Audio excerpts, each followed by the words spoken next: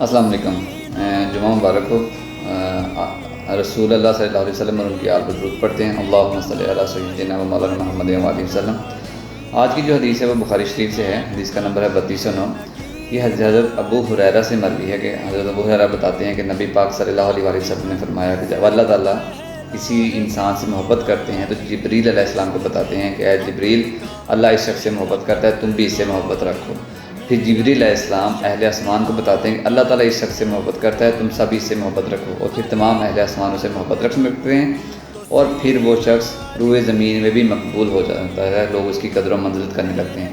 تو ثابت یہ ہوا کہ ہمیں لوگوں کو خوش کرنے کی کوشش نہیں کرنی چاہیے، ہمیں ایسے کام کرنے چاہیے کہ اللہ تعالیٰ ہمیں پسند فرمائے، اور اگر ہم اللہ کو پسند آ گئے تو زمین و آسمان میں ہر کوئی ہمیں پسند کرے گا۔